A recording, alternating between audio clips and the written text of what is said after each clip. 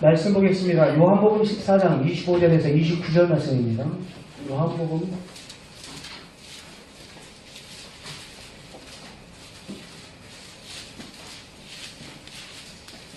14장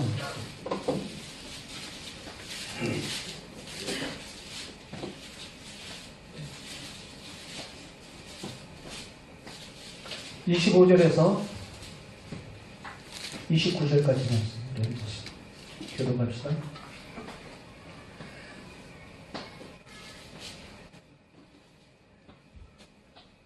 내가 아직 너희와 함께 있어 이 말을 너희에게 하였거니와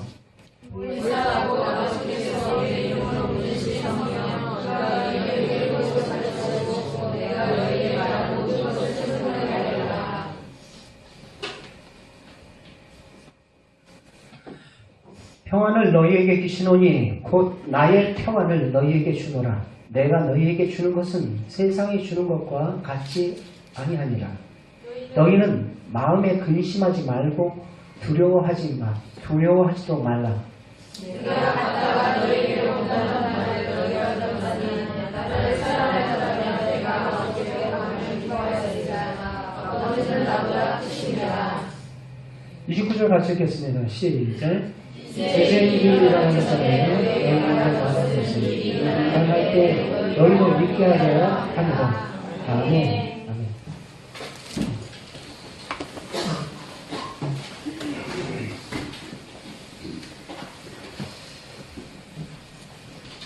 이 시간 성령님과 그분의 활동이라는 제목으로 함께 말씀을 보는데 이 짧은 한 시간의 설교로 성령님에 대해서 다 이야기한다.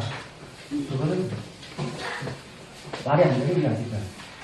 우리가 성령에 대해서 오해하는 몇 가지를 우리 살펴보는 통해서 우리의 모든 신앙의 모습들을 다시 한번 세워나갈 수 있는 이 시간 되기를 바랍니다. 우리 함께 영상 하나 잠깐 보고 시작하도록 하겠습니다.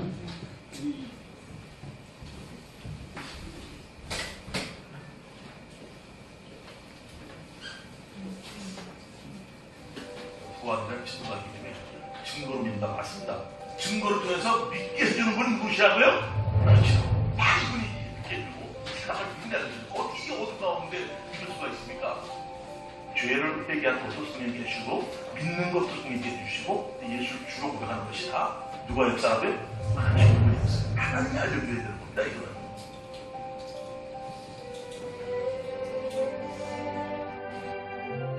성령이 임하게 되면 왕이고 재판하게 되시죠.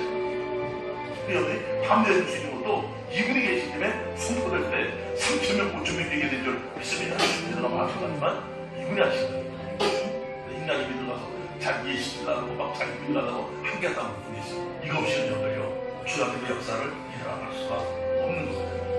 그러니까 여러분들이 이 성령 역사를 인지하지 못하면 여러분은 크게 될 수가 없어요. 제한하기 때문에 거기까지 성장한 만큼 그걸 누려야 되고 크게 될수록 그것만을 누려야 된다. 인간이 물러날 수밖에 없어요. 그러니까 우리 엎드려지고 기도하면서 성령의 충만함을 받길 원합니다. 성령의 충만을 받아야지 이건 예수 충만이고 이분의 통치를 받을 수가 있는 거예요. 예수가 아니라면 움직이는 거예요. 충만하지 못하면 절대로 이분과 동행되지 않습니다. 말씀을 전해 주신 그분이 우리와 함께하고 있는 줄 믿습니다. 함께 있다는 이 사실이 진실이 아니라 성령의 충만을 받으니까 이 놀라운 사실이 여러분들 생각 나타나기를 원하십니까? 성령 충만을 기도합니다. 충만해야 돼요. 성령의 충만함을 사모하시길 원합니다.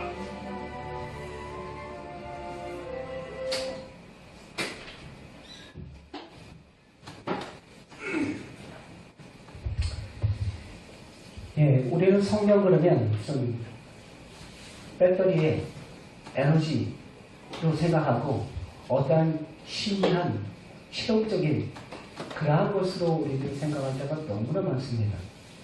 예수님은 이 땅에 계실 때 제자들을 통해서 우리에게 자신이 승천하신 후에 보혜사 성령을 우리에게 보내주시겠다 말씀을 하셨어요. 요한복음 14장 6절 말씀 속에 같이 함께 읽겠습니다. 같이 읽습니다. 시작. 네가 아버지께 구하였으니 그가 또 다른 보혜사를 너희에게 주사 영원토록 너희와 함께 있게 하리니. 14장 26절도 같이 보겠습니다. 오늘 본문 말씀이죠. 시작.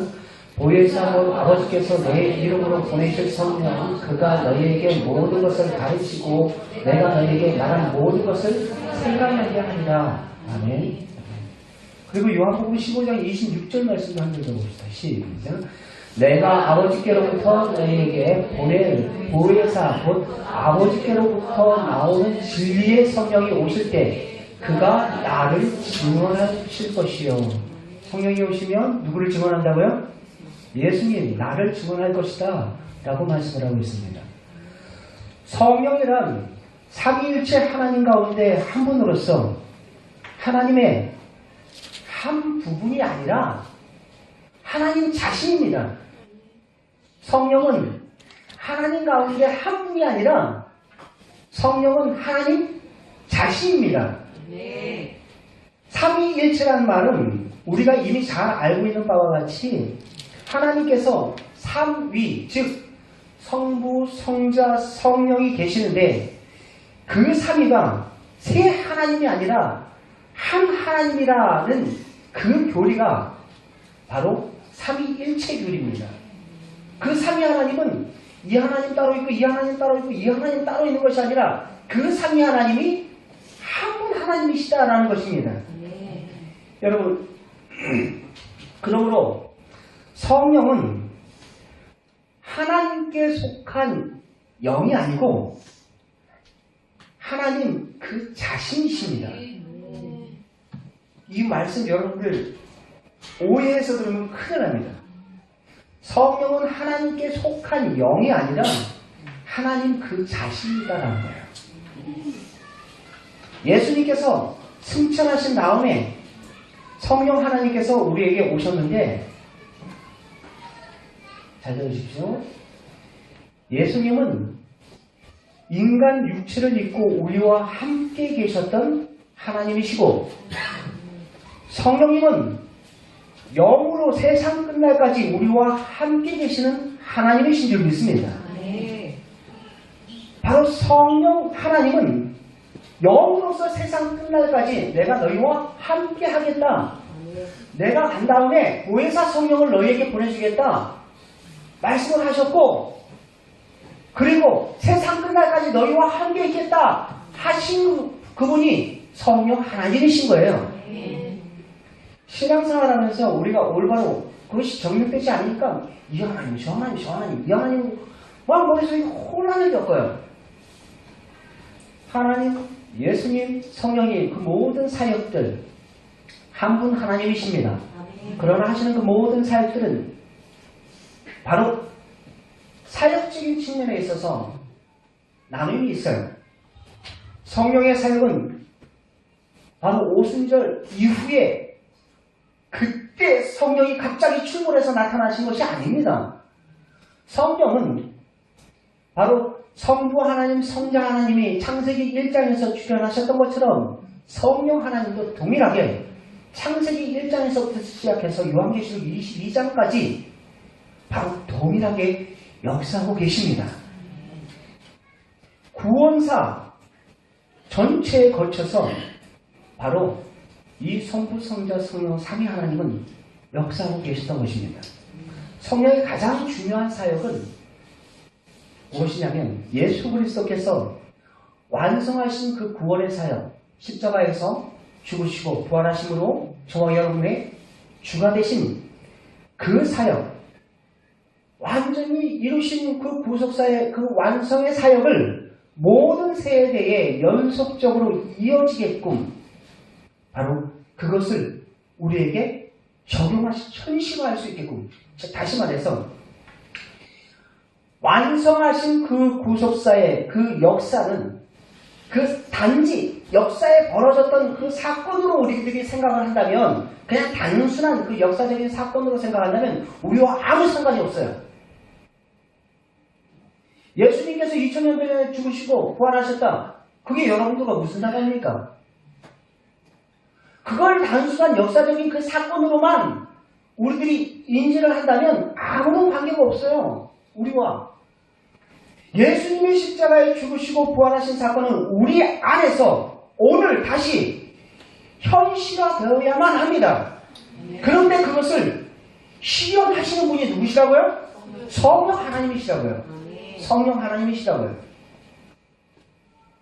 예수님이 승천하신 후에 우리에게 오셔서 우리와 함께 하시는 그 하나님이 바로 성령 하나님이십니다.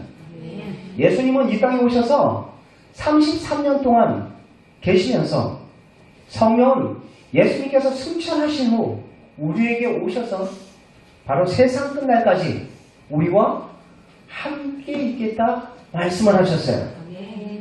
그리고 예수님께서 완성하신 그 구원의 역사가 우리 세대가 지났지만 모든 세대, 모든 개개인의 삶 속에서 다시 구체화되어서 모든 사람이 하나님의 그 구원 역사를 얻을 수 있도록 도와주시고 역사하시는 분이 누구시라고요?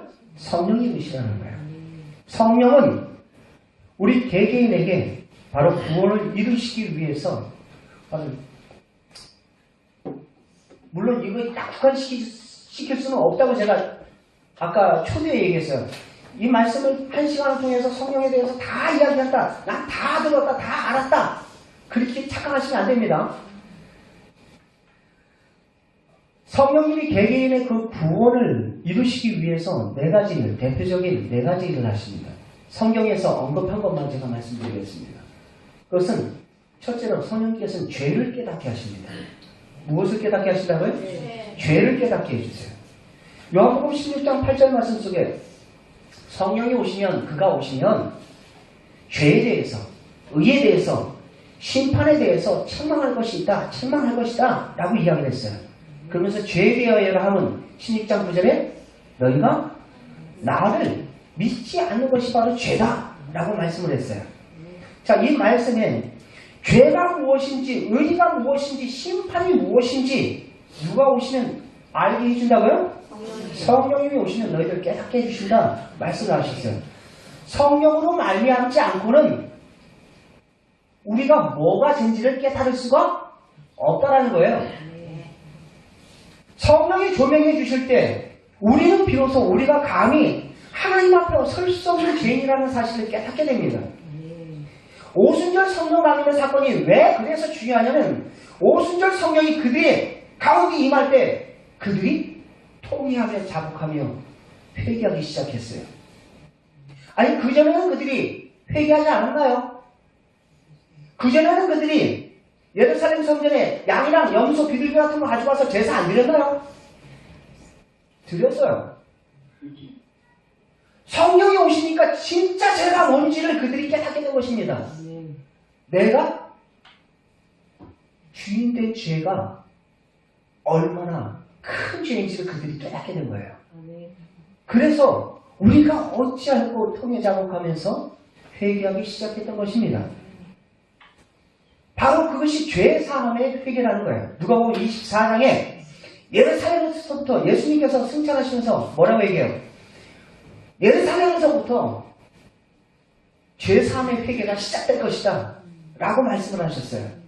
바로 이 죄 사함의 회개, 예루살렘에서부터 시작한 죄 사함의 회개가 무엇이냐면 오순절 성령 강림의 사건을 통해 가지고 그들이 진짜 죄가 뭔지를 자신들이 깨달았던 것입니다.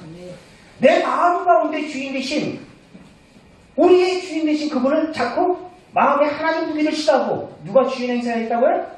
내가 주인 때 그러한 모습으로 살았던 그 모든 삶의 모습들이 바로 죄였구나라는 것을 그들이 깨닫게 된 것입니다. 깨닫고 나서 회개하고 그들 가운데 나타났던 그 삶의 표준들이 어떤 거였어요? 자신의 물건을 제 것이라 주장하는 자가 없더라. 그러면서 그 모든 물건을 이제 함께 연약한 지체, 당신이 필요하면 당신이 쓰세요. 하면서 서로 물건을 통용하는 그런 일들이 벌어져요. 아니 그게 지금 생각하면 가당키나 한 일입니까? 내 건데 무슨 소리야? 성령이 임하니까 그게 누구 건지 보이게 된 거예요. 심지어는 내 생명조차도 누구 거다? 주님 것이다라는 것을 그들이 깨닫게 된 것입니다. 그래서 그들이 순교의 자리도 마다하지 않고 그들이 콜로세움 경기장도 사자굴 에서 화형을 당하면서도 그들이 신앙을 지켰던 이유가, 지킬 수 있었던 이유가 바로 거기 있었던 것입니다. 자신을 그 성령으로 말미암지 않으면 우리는 상대적인 의에 사로잡혀서 자신이 죄인인지를 깨닫지를 못해요. 앞집에 있는 김집사라는 사람보다 그래도 내 신앙이 좀 낫지 않냐라는 거예요. 아, 우리가 누구보다 그래도 내가 이 정도면은 주일 성수하고 잘하잖아. 이것도 하고 이것도 하고. 여러분, 상대적인 의, 저 사람보다 낫다라는 그 상대적인 의에 사로잡혔던 사람들이 누구예요? 바리새인과 서기관들이에요. 난 저 세리와 같지 않고. 지금 그 모습이 바로 나의 모습일 수 있다는 생각 안 해보셨습니까? 진짜 죄가 무엇입니까? 자신을 의인이라고 착각하는 한 그에게 있어서는 구원의 시작 아직 첫 걸음도 내뛰지 못했어요. 자신이 죄인임을 깨달을 때 그때 비로소 우리는 신앙의 ABCD의 A를 배운 것입니다. 그 죄를 깨닫게 하시는 분이 누구라고요? 성령님이신 거예요. 성령.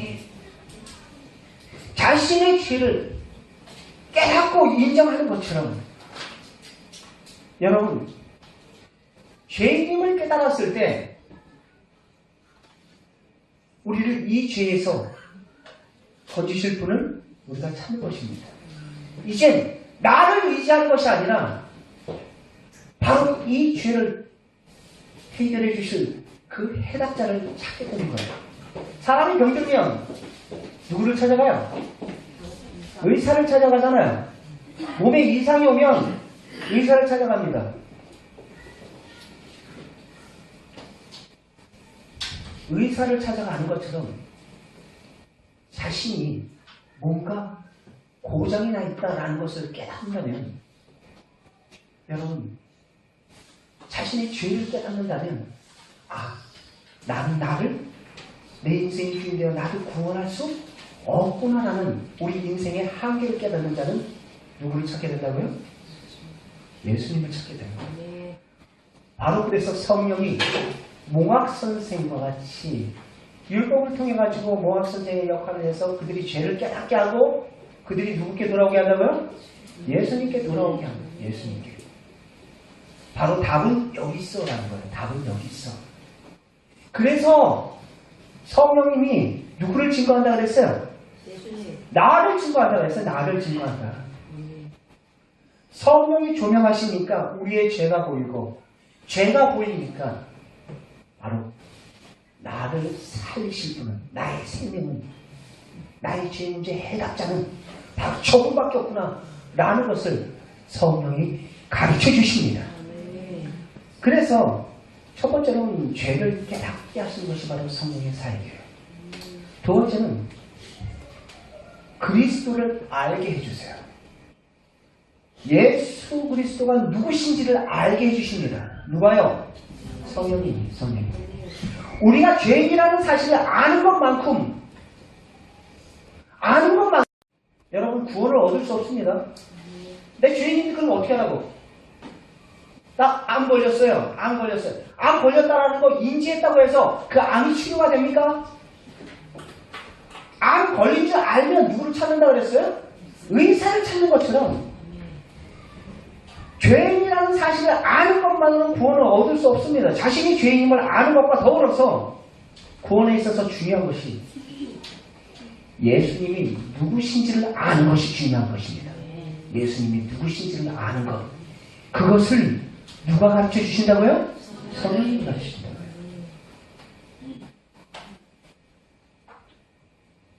여러분, 이거는 예수님이 우리의 주인이십니다 라고 이야기할 때, 세상 사람들한테 그 얘기할 때 무슨 소리야? 그 사람 도저히 불가능해요. 고린도전서 12장 3절 말씀 우리 함께 같이 읽겠습니다. 시작.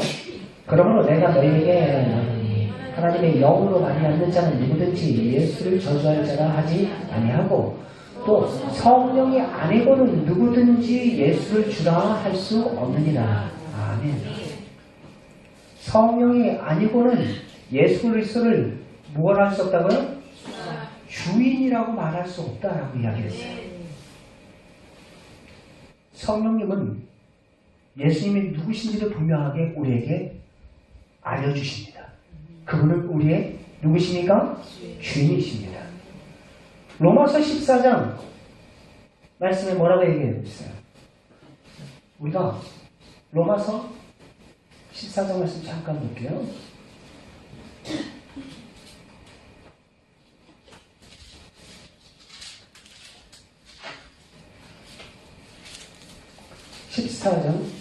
제가 읽겠습니다.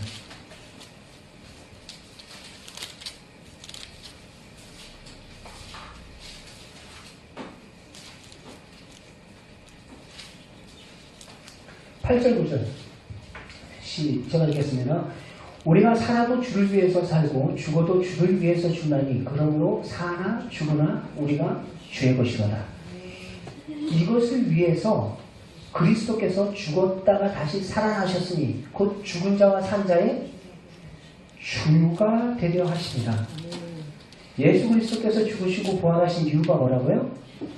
우리의 주가 되려 하십니다. 우리의 주인이 되시기 위해서 죽었다가 다시 살아나신 줄 믿습니다. 바로 예수 그리스도의 죽으심과 부활하심은 죽음의 권세에서 깨뜨리시고 바로 그분이 승리자가 되신다는 거예요. 생명의 주가 되신다는 것입니다. 죽음의 문제를 해결해 주실 수 있는 유일한 키가 되신다는 말씀입니다.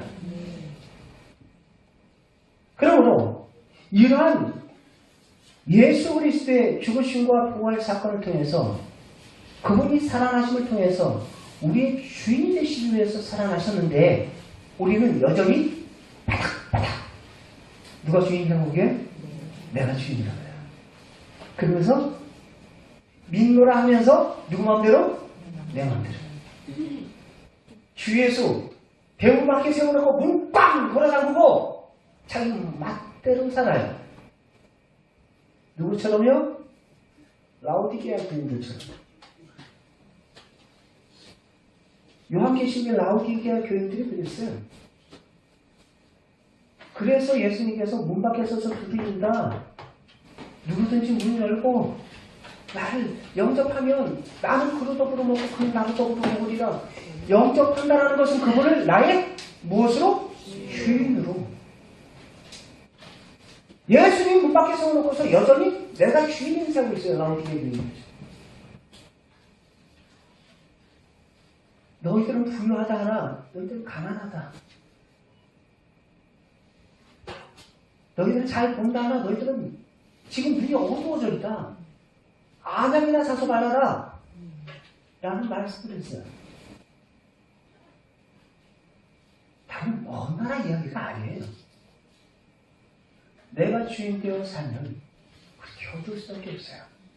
상대적인 의의에 사로잡혀가지고 교만에 빠져서 입으로는 주여 주여 하지만 실상의 삶 가운데서는 누가복음의 말씀처럼 너희들이 주여 주여 하면서 어찌하여 나의 말하는 것을 행하지 않느냐 라고 예수님께서 말씀하셨던 것처럼 말로는 주여 주여 이야기를 해요. 그런데 실상은 삶의 모든 결정권은 누구에게 있어요? 자기에게 있어요. 주님의 뜻과 상관없어요. 내 이익이 옳다면 옳은 거예요. 내가 즐거우면 다 즐거운 거예요.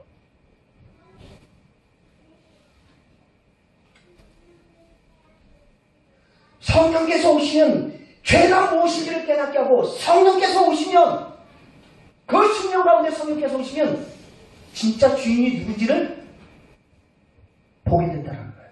아멘. 보게 된다는 거예요. 그래서 초대교회 오순절 성령 가운데 사건은 중요한 것입니다.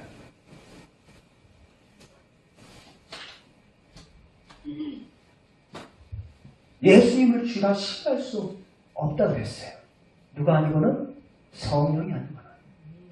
세 번째는 성령은 우리 죄를 깨닫게 하고, 두 번째는 예수님이 누구신지를 분명하게 우리에게 알게 해주시고, 세 번째는 우리를 거듭나게 하시고 풍성한 그리스도의 삶을 살 수 있게끔 힘을 주시는 분이 바로 성령 하나님이십니다.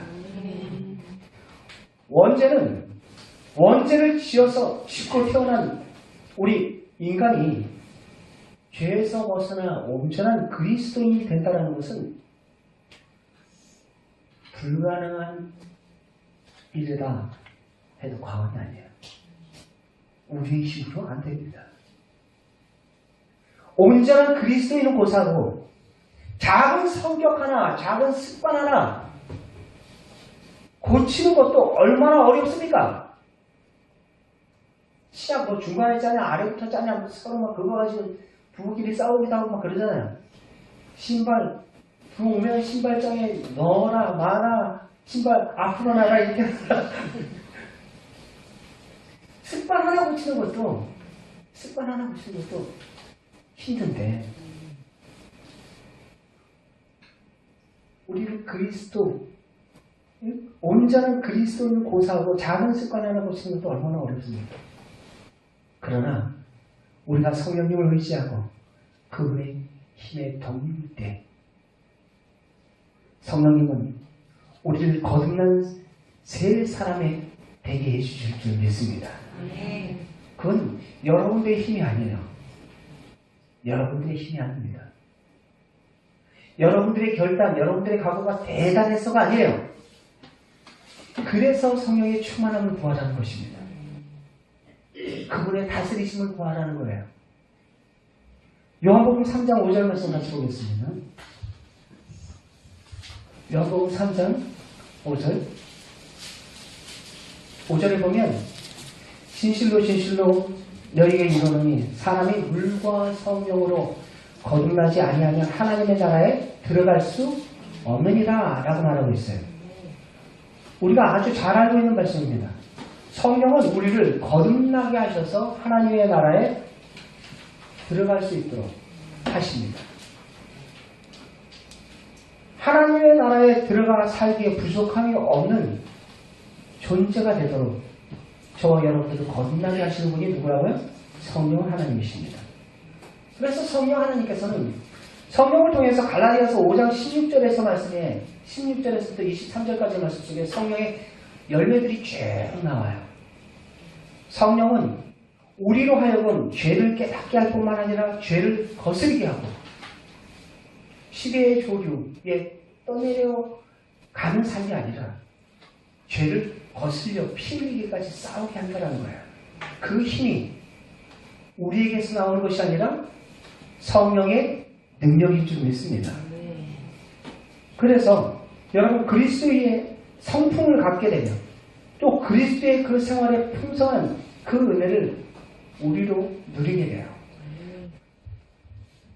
이것만 이야기해도 이 시간 다 해도 끝나버려요. 그렇기 때문에 넷째 네 번째는 성령으로 말미암지 않고는 다른 사람에게 전도할 수 있는 능력이 없습니다. 예수님께서 승천하시면서 제자들에게 성령이 오기까지 너희들은 어디에 기다리라 그랬어요? 예루살렘에 머물러 기다리라. 약속하신 그 성령이 오기까지 기다려라 라고 말씀하셨어요.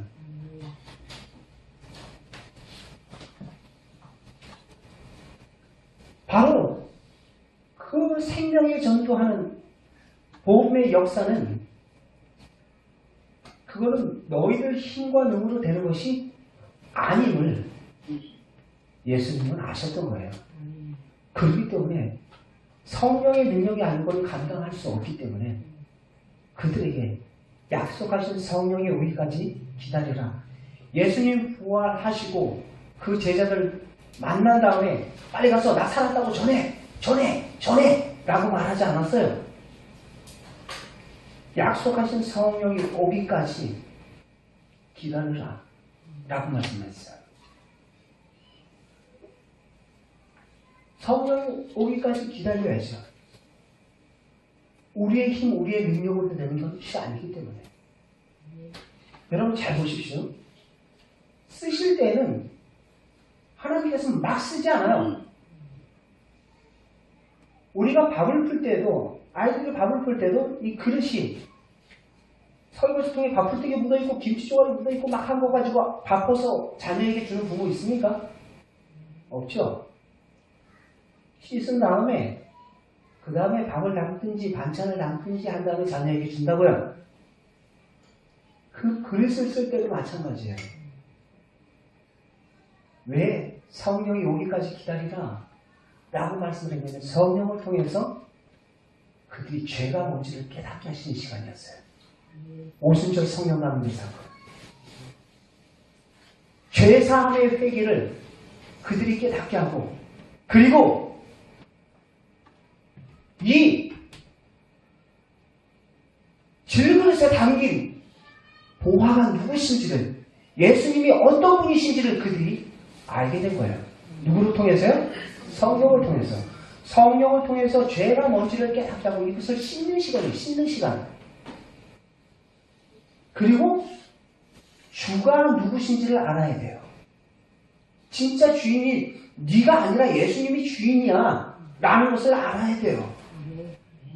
알지 않고 자기가 주인이라고 열심히 내는 거, 그거 자기 일한 거예요. 착각하면 안 돼요. 똑같이 심을 줄 알고 똑같이 봉사하고 똑같이 전도하고 똑같이 예배드려도 자기 일 하는 사람이 있어요. 모르겠는데요? 모르죠, 우리는. 그러나 누구는 합니까? 주님은 아십니다. 주님은 아시고 또 누구는 합니까? 자기가 알아요.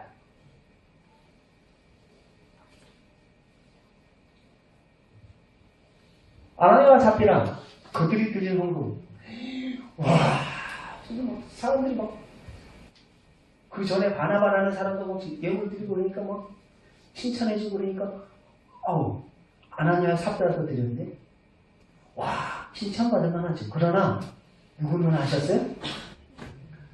성령님은 아셨어요.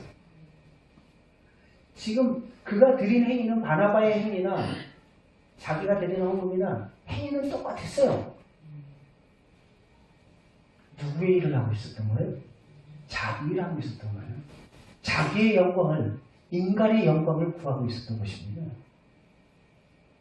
우리가 신앙생활 하면서 착각하면 안 돼요. 하는 봉사라고, 하는 주방 봉사라고, 하는 헌금이라고, 하는 예배라고 다 같은 예배 아니에요. 가인의 예배와 아벨의 예배 하나님께서 동일하게 받으셨나요? 동일한 예배 아니었어요. 여러분들이 주인 되어드리는 그러한 예배와 그러한 헌물과 그러한 봉사가 되지 않기를 바랍니다. 그거는 내 일을 한 거예요. 내 일. 주의 일을 한 게 아니라.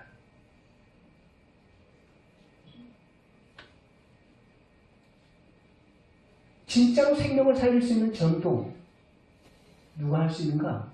내 열심 가지고 나가서 하는 거, 그건 여러분들 일이고, 인간적인 열심, 열심조차도 없는 사람, 그건 더 문제고.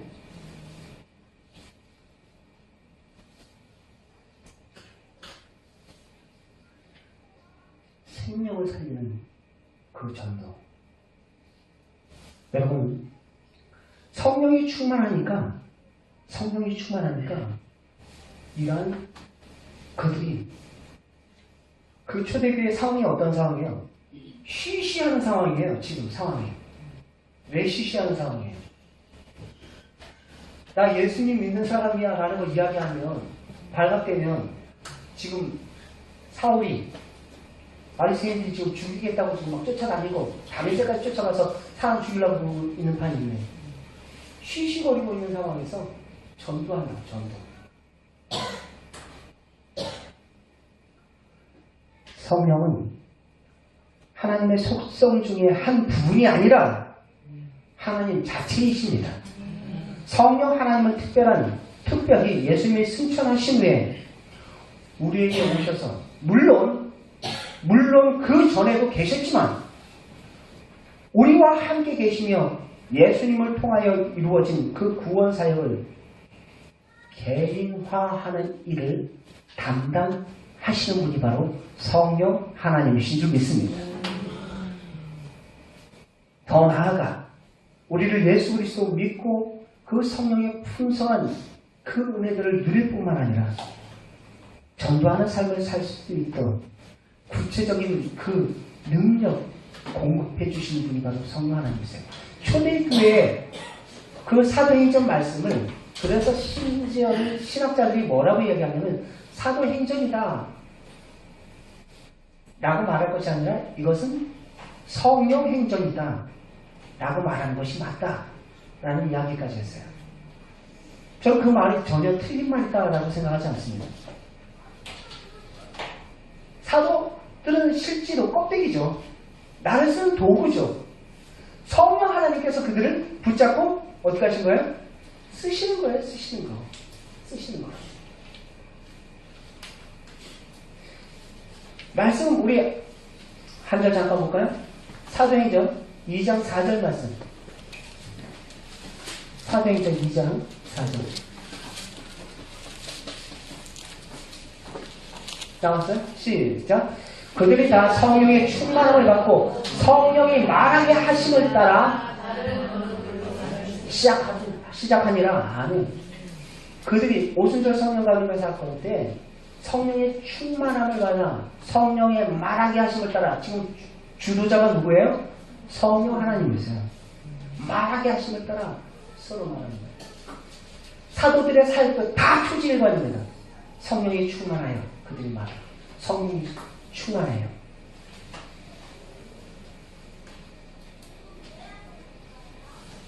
여러분, 우리가 죄인이라는 사실도 깨달을 수 없습니다. 성령이 아니고는 예수님을 나의 주인이라는 사실도 믿을 수 없습니다. 또 죄를 멀리하고 하나님을 가까이 하는 그리스도인의 삶을 성령이 아니고는 살 수 없습니다. 성령이 아니고는 땅끝까지 복음을 전해야 하는 우리의 소명도 완수할 수 없습니다. 신앙생활에 있어서 가장 중요한 것 가운데 하나는 성령 하나님을 인격적으로 만나는 거예요. 네. 여러분, 그래서 성령 하나님과 인격적인 그 만남 없이는 진정한 의미에서의 신앙생활은 이루어질 수가 없습니다. 성령 하나님과의 인격적인 만남을 성경은 중생 또는 물과 성령으로 거듭나지 않으면 너희가 하나님의 나라를 볼 수 없다라고 단정까지 하셨어요. 사도행전 1장 4절 말씀 속에 저희에게 분부하여 가라사대 예루살렘을 떠나지 말라. 내게 들은 바 하나님의 약속하신 것, 즉 누굴? 성령을 기다리라 라고 말씀을 하셨어요. 성령 하나님과의 만남이 얼마나 중요한 것이면 예수님께서 승천하실 때 바로 신신당부를 하십니다. 성령을 기다리라고. 성령을 기다리라고. 성령이 오셔야 죄가 뭔지를 깨닫고 성령이 오셔야 예수가 누구신지를 알게 되고 성령이 오셔야 우리가 이 땅에서의 삶의 존재 이유와 목적 그 사명을 완수할 수 있기 때문인 줄 믿습니다. 여러분, 그렇다면 우리는 신앙생활하면서 참 많은 세상에 욕심들에 사로잡혀서 살아갈 때 너무너무 많아요. 그죠? 성경은 죄의 삭은 사망이라고 말합니다. 사망의 원인은 죄에 있다는 말입니다. 모든 사망의 원인이 죄의 뿌리는 바로 또 뭐라고 얘기해요? 욕심이라는 거예요. 욕심이 잉태한 즉 죄를 낳고 죄가 장성한 즉 사망을 낳는다고 했어요. 그 욕심은 어떠한 욕심을 말할까요? 많이 그냥 갖는 것, 소유에 대한 욕심, 여러분들 그거 생각을 하시면 물론 그것도 포함됩니다. 소유에 대한 욕심, 높아지려는 욕심, 더 많이 가지려는 욕심, 더 누리려는 욕심, 다 뭐예요? 그 욕심의 근원이 뭐예요? 주인이 되는 거예요. 자기가 주인 되는 거예요. 욕심이 잉태한즉 죄를 낳고 죄가 장성한즉 사망을 낳는다.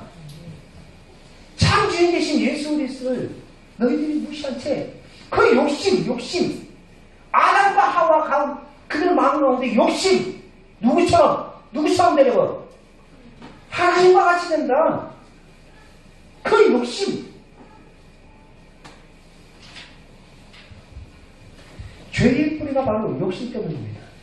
욕심이 잉태해서 죄를 낳고 죄가 장성해서 사망을 낳기 때문입니다. 여러분, 이 욕심의 문제 해결하려면 어떻게 해결할 수 있을까요? 욕심의 문제 해결하려면 먼저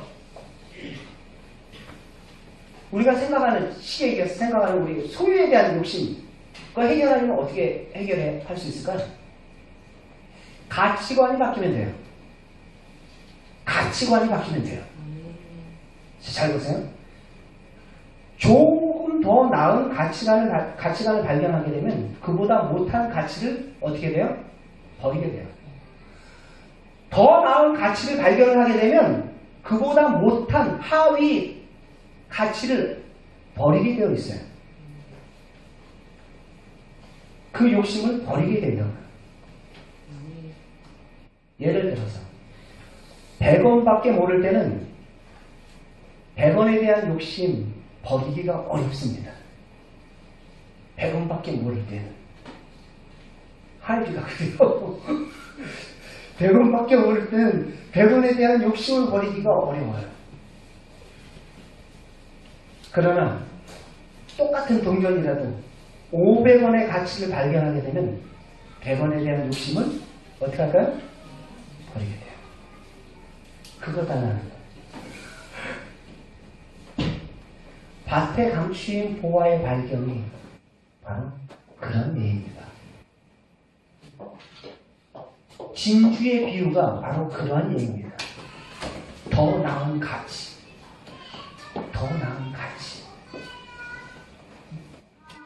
사도 바울은 예수 그리스도를 아는 지식이 가장 고상함을 깨달은 후에 세상의 모든 자랑을 다 무엇으로 여겼다 그랬어요? 배설물로 여겼다 그랬어요. 좀 더 나은 가치. 바로 최고의 가치 대신 보화 중에 보화 대신 예수 그리스도를 발견했기 때문입니다. 하나님 나라의 그 가치를 깨닫고 발견한 사람은 세상의 것에 그 욕심을 버리게 되어 있어요. 그것이 최고다라고 생각을 하고 있기 때문에 그것을 버리지 못하는 거예요. 100원짜리 손에 딱 움켜쥐고 있는 이상 이 손에 500원짜리를 줄 수가 없는 것입니다. 놔야 줄 수가 있는 거예요.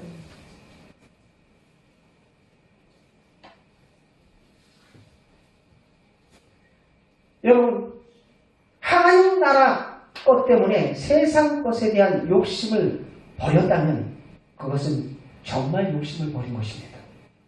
하나님 나라에 대한 욕심은 단순한 욕심이 아니라 그것은 우리 마음 가운데 여러분 문제는 뭐냐면 쉽게 얘기해서 성령이 오시면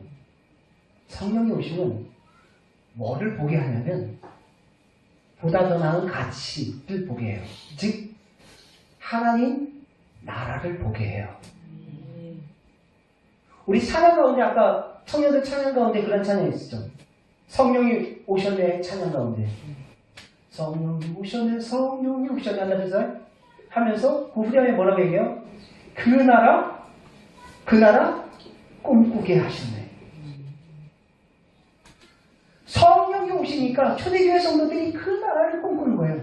주님이 가신 그 나라를 꿈꾸는 거예요. 그 나라를 꿈꾸니까 이 땅의 그 모든 삶에 내가 부여잡고 아웅다웅해서 쌓았던 그것들이 하나 배설물이었다라는 것을 그들이 깨닫는 거예요. 영원하지 못한 것들을 부여잡고 우리는 울고 웃지는 아니해야 했습니까? 성령이 오시니까 영원한 것을 보게 되고 그 나라를 보게 되는 것입니다. 땅에 살면서 하나님의 나라를 볼 수만 있다면 우리는 세상 욕심 버리고 세상과 죄에 우리는 자유하며 근사한 크리스찬의 삶, 품위 있는 크리스찬의 삶을 살게 될 줄 믿습니다. 저급한 세상, 그 배설물과 같은 쓰레기통을 뒤지면서 살아가고 있는 그러한 세상 사람들의 삶의 방식이 아니라 고상한 크리스천들이 됩시다.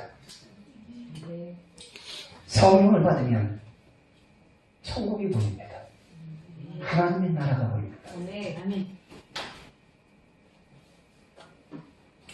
물과 성령으로 거듭나지 않으면 너희가 하나님의 나라를 볼 수 없다 말씀을 하셨어요.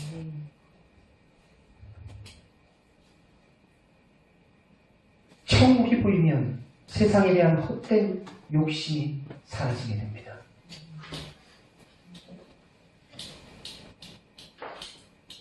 성령을 받아야만 합니다.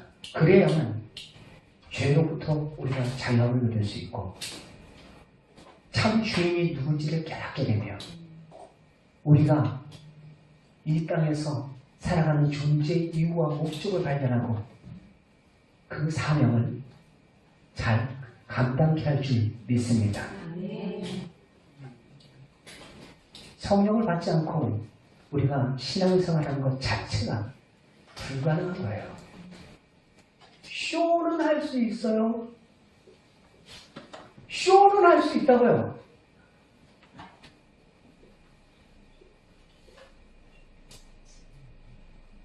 하나님 나라에 들어갈 수조차 없다.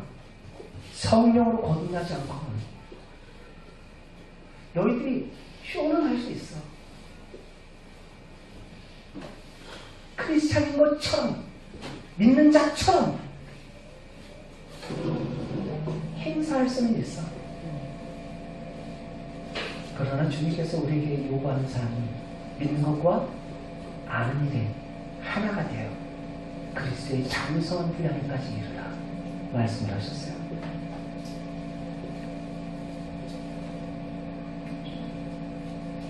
자, 그럼 우리가 어떻게 시간이 조금 지났는데 우리가 어떻게 성령을 받을 수 있는가? 그것은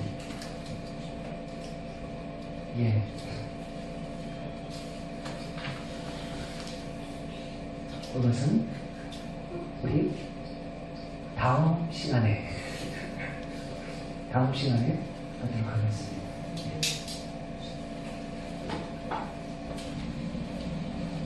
성령을 통해서 우리의 죄를 깊이 깨닫고 예수 그리스도의 주되심이 실제가 되어지며 성령으로 통한 그 은혜의 풍성함, 성령의 은사의 풍성함을 누리며 하늘의 소망을 품고 살아갈 수 있는 우리의 모든 삶이 되기를 주의 이름으로 축원합니다.